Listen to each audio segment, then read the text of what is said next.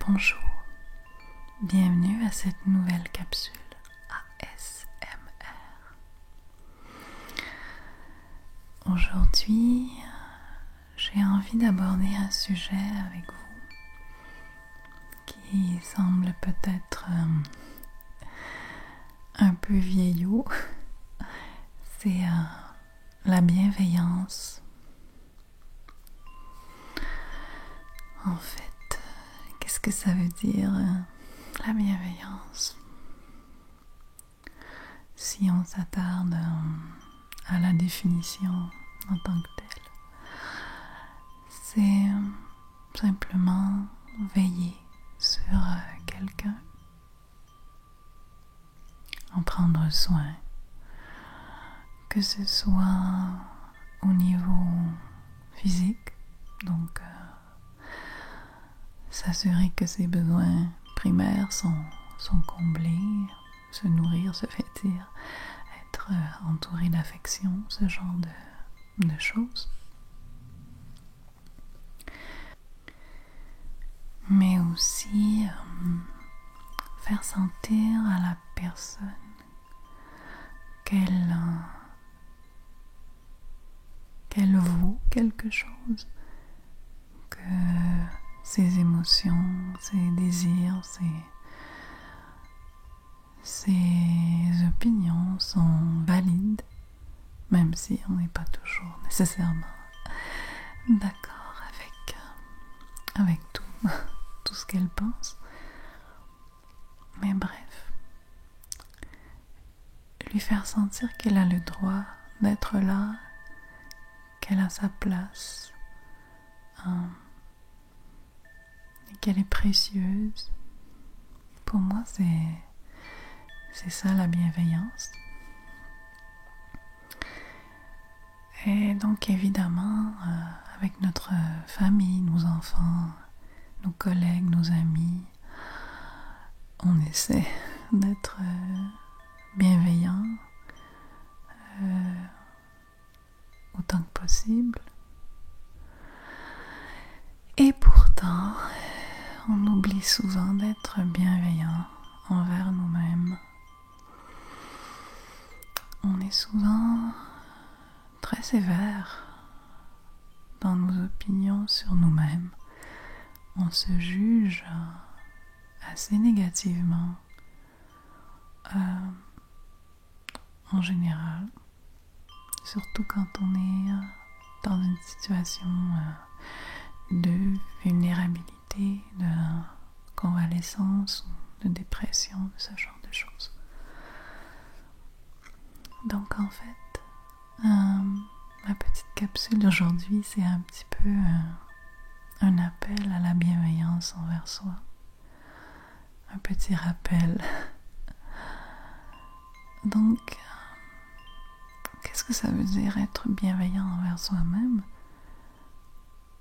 C'est simplement s'appliquer aussi à ce qu'on applique aux autres. Donc, se donner le droit de se reposer quand on est fatigué, d'écouter sa fatigue, de ne pas la pousser dans un petit coin pour essayer de l'oublier, la respecter, cette fatigue, et se reposer sans culpabilité. Parce que, bon, dans notre société occidentale, on valorise énormément les gens qui sont très actifs, qui sont productifs pour le reste de la communauté. Et c'est comme si quand on est immobile, quand on est à l'arrêt, quand on ne travaille pas, ou lorsqu'on est simplement inactif, c'est comme si on ne valait plus rien. C'est comme si la valeur d'un être humain était entièrement liée à notre travail, du moins dans la société nord-américaine. on se définit énormément par notre travail. Et lorsqu'on ne peut plus travailler à cause de la maladie, c'est difficile de se trouver une valeur. Les gens autour de nous nous voient encore comme quelqu'un de valable, de précieux, mais nous voyons de façon très négative, souvent.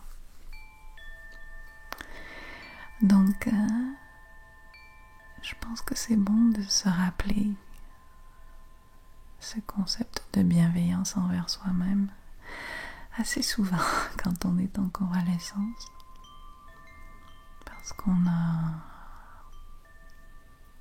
peur d'être un poids pour ses proches, on a peur d'être un boulet si on veut,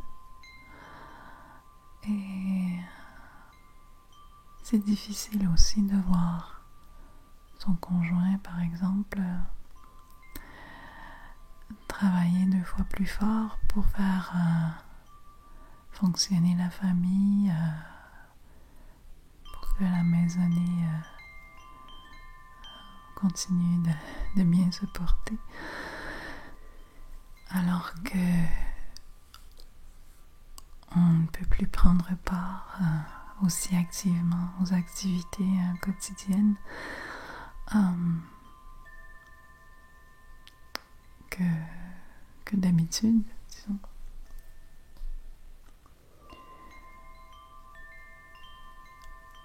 Et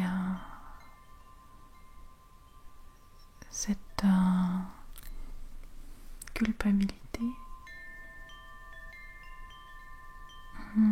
c'est intéressant de l'envisager d'une façon un peu différente pour en sortir. C'est-à-dire, quand on se sent coupable, c'est qu'on croit avoir commis une faute. Mais bon, à qui la faute? Bon, parfois, évidemment, on n'a pas pris soin de soi pendant plusieurs années. On s'est dédié aux enfants, aux conjoints, on s'est dédié à notre carrière, etc. Et on s'est oublié, on n'a pas écouté notre fatigue et on se retrouve au bout du rouleau, évidemment. C'est normal de s'en vouloir pour ça, mais il ne faut pas se complaire là-dedans, il ne faut pas rester immobile, rester prisonnier de cette culpabilité, parce que ça fait seulement nous prendre de l'énergie pour rien. Et cette énergie-là, on pourrait la mettre sur notre guérison. Et donc, quand je me sens coupable d'être immobile et de ne pas être aussi productive qu'avant, je me rappelle que je n'ai pas commis un crime. J'ai fait des erreurs, sans doute, dans mon passé, et j'essaie de ne plus retomber dans les mêmes schèmes pour ne pas refaire ces erreurs-là. Et j'ai lu quelque part que si on envisage la vie comme un grand stage où tout est toujours nouveau, où on apprend sans cesse, si on pense à soi comme étant un stagiaire de la vie, eh bien, c'est beaucoup plus facile de se pardonner les erreurs, puisqu'on est en constant apprentissage et on n'a pas acquis toutes les compétences, toutes les connaissances, on ne sait pas tout, on ne peut pas prévoir tout non plus sur le chemin de la vie. Donc évidemment, ça nous permet d'être plus indulgents. On est toujours plus indulgent avec le stagiaire qu'avec nous-mêmes.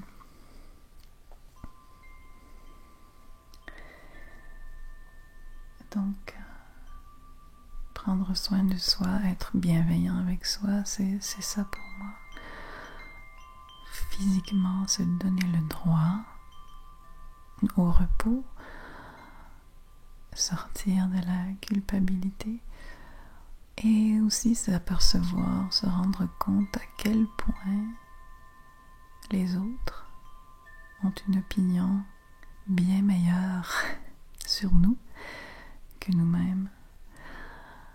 On a une petite voix très critique dans la tête qui nous fait la morale, qui nous assène des phrases négatives, qui nous juge extrêmement sévèrement. Et cette petite voix, il faut savoir la reconnaître lorsqu'elle se fait entendre et prendre un peu de recul face à ce flot de négativité, s'en détacher tranquillement pour revenir dans la réalité qui est beaucoup moins noire, beaucoup moins foncée,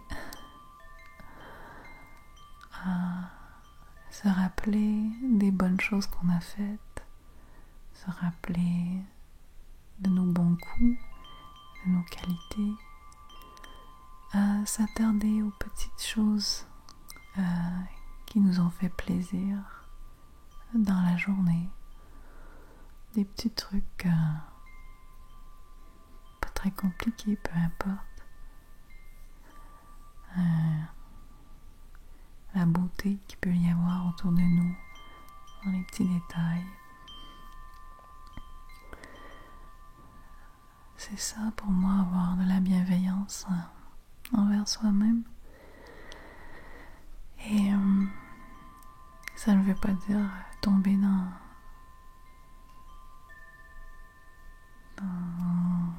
l'extrême opposé, c'est-à-dire devenir tout à coup super égoïste ou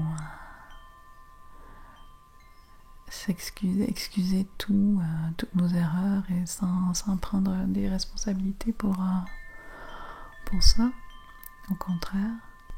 Mais je pense qu'on peut trouver un équilibre juste, devenir son meilleur ami, vraiment. On n'excuse pas toutes les erreurs et les bêtises de nos meilleurs amis, mais on est pas mal indulgent quand même quand on sait qu'ils n'ont pas commis ces erreurs-là de mauvaise foi. Alors voilà, je vous invite à un peu plus de bienveillance, d'indulgence envers vous-même. Je souhaite que vous deveniez votre meilleur ami. Merci d'être là. À bientôt.